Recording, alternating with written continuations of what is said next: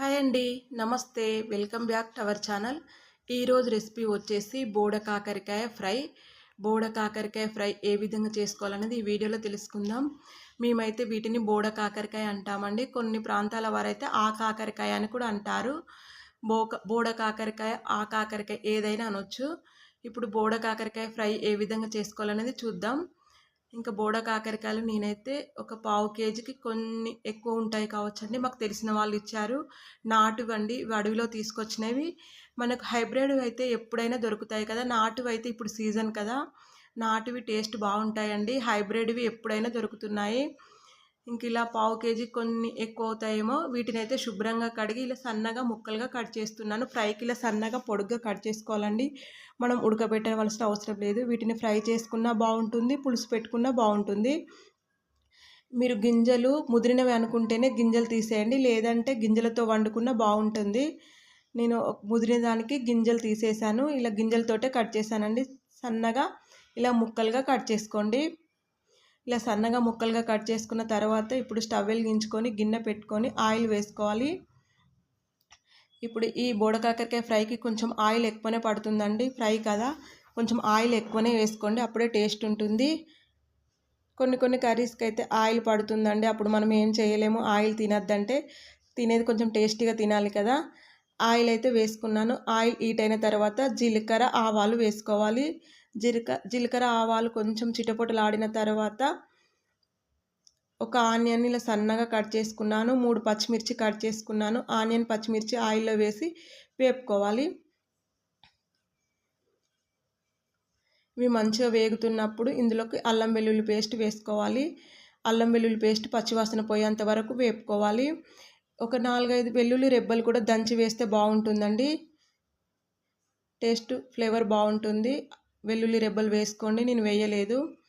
ఇప్పుడు ఇందులోకి చిటికెడు పసుపు వేసాను. చిటికెడు పసుపు వేసి ఒకసారి కలపండి. ఆనియన్, పచ్చిమిర్చి మంచిగా వేగాలండి. ఇలా పొడుగ్గా కట్ చేసుకున్నాను. నేను గింజలతోటే వండుకుంటున్నానండి. గింజలతో వండుకుంటే కూడా బాగుంటుంది. హెల్త్కి అయితే ఇవి చాలా మంచిదండి. టేస్ట్ బాగుంటుంది, హెల్త్కి కూడా మంచిది. ఇప్పుడు ఆ కాకరకాయ ముక్కలన్నీ వేసాను. ఇలా ముక్కలు వేసి ఒకసారి బాగా కలపండి. టేస్ట్ అయితే మటన్, చికెన్ కంటే కూడా బాగుంటుందండి. అంత టేస్ట్ ఉంటుంది. హెల్త్కి ఎంత మంచిదో టేస్ట్ కూడా అంత బాగుంటుంది. కొంచెం ఓపికగా వండుకోవాలి ఈ కర్రీ. ఇలా మంచిగా కలిపి మూత పెట్టాను. సన్నని మంటపై వండుకోవాలండి. సన్నని మంటపై ఉడికించుకోవాలి. మూత పెట్టి ఒక గ్లాస్ వాటర్ వేసాను. సన్నని మంట పెట్టాను. ఆవిరికి మంచిగా ఉడుకుతాయండి. ఇలా సన్నని మంటపై ఉడికించుకుంటే మంచిగా ఉడుకుతుంది, టేస్ట్ బాగా వస్తుంది. ఇప్పుడు మధ్యలో మనం కలుపుతూ ఉండాలి. ఇవి నూనెలో మంచిగా గోలాలండి. నూనెలో మంచిగా గోలినాకనే ఉప్పు కారం వేయాలి. ఇలా మధ్యలో కలుపుతూ ఉండాలి, ఎందుకంటే మాడుతాయి. అడుగంటకుండా మధ్యలో కలుపుతూ కొంచెం ఓపికగా వండుకోవాలి. కొంచెం టైం పడుతుంది. ఇలా మనం మూతపై నీళ్ళు వేసి పెడితే ఆవిరికి మంచిగా ఉడుకుతుందండి. చూడండి మంచిగా ఉడికాయి కదా. ఇలా మధ్యలో కలుపుతూ ఉంటే సరిపోతుంది, కింద మాడదు. మనకు 80% ఉడికిందన్నప్పుడే మనం కారం వేసుకోవాలండి. ఇప్పుడు ఇందులోకి రుచికి తగినంత కారం వేసుకున్నాను. కారం వేసి ఒకసారి కలపాలి. టేస్ట్ అయితే అదిరిపోయిందండి, అంత బాగుంది ఈ కర్రీ. కారం వేసి ఒకసారి మంచిగా కలిపి ఇప్పుడు రుచికి తగినంత ఉప్పు వేసుకోవాలి. రుచికి తగినంత ఉప్పు వేసి ఒకసారి మళ్ళీ మంచిగా కలపాలి. ఆయిల్లో మంచిగా వేగాకనే మనం ఉప్పు కారం వేయాలండి. ముక్కలు మొత్తం ఉడికిన తర్వాతనే ఉప్పు కారం వేసి ఉడికించుకోవాలి. ఇప్పుడు ఇందులోకి నువ్వుల పొడి వేసాను. మీకు ఇష్టం అండి, నువ్వుల పొడి వేసుకుంటే వేసుకోవచ్చు, లేకపోతే లేదు. నువ్వుల పొడి వేస్తే కొంచెం టేస్ట్ బాగుంటుంది.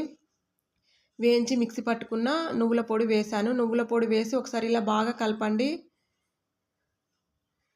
చూడండి కర్రీ ఇలా అయిపోయింది.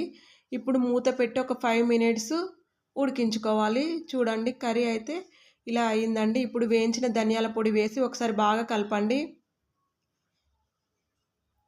ఇప్పుడు వాటర్ మూత తీసేసి నార్మల్ మూత పెట్టి ఇలా ఉడికించుకోవాలండి.